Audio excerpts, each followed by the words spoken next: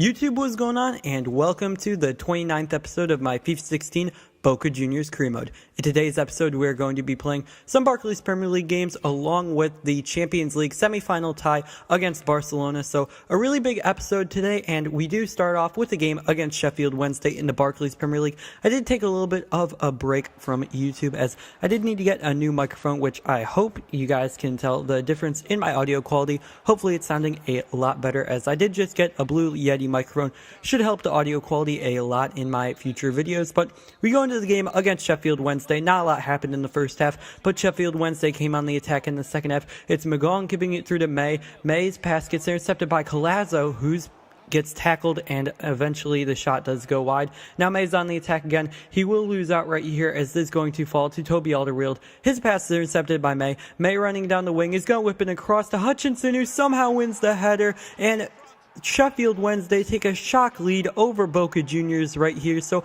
a very disappointing way to start off the episode for Boca Juniors, as you are going to be dropping 3 points against Sheffield Wednesday, a newly promoted team from the championship. So very disappointing for us not to get any points from this game. Really should have been a win, but we now go into a much more important game, the first leg of the Champions League semifinals against Barcelona. It starts off with a corner for Barcelona. It's going to be cleared, falls to Demarai Gray. The English winger goes past the challenge by Neymar. He's going to have the pace on pretty much everybody. Neymar tries to catch up, does catch up, but eventually Demarai Gray plays through Carlos Tevez. The Argentinian striker goes past Douglas with a nice little body feint, and then gets taken out by the Brazilian right back, but the referee did not see that as he did give no foul on the play.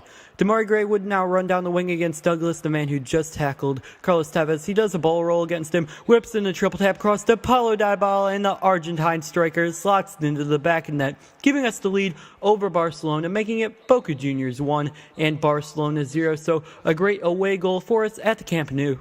So hopefully we can continue this success and head into the final of the Champions League, which would be a great accomplishment for our first year in the competition.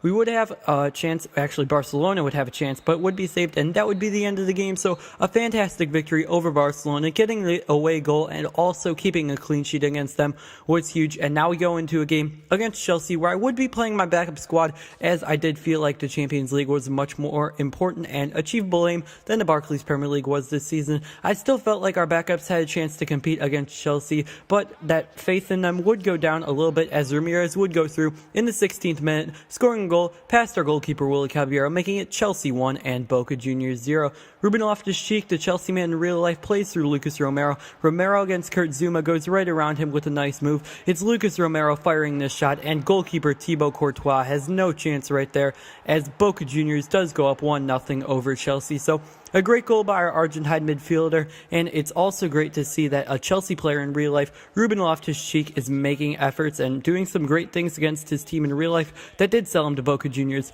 Felipe Caicedo would run down the wing in the 31st minute, does a ball roll past one defender, and then fires his left-footed shot past the Belgian goalkeeper Thibaut Courtois, giving us the lead, making it Boca Juniors 2 and Chelsea 1, and that would be the end of the first half. So a very solid first half for Boca Juniors, as I was very pleased with the effort, as we did get 2 goals in the first half. So hopefully we can continue that and get the 3 points.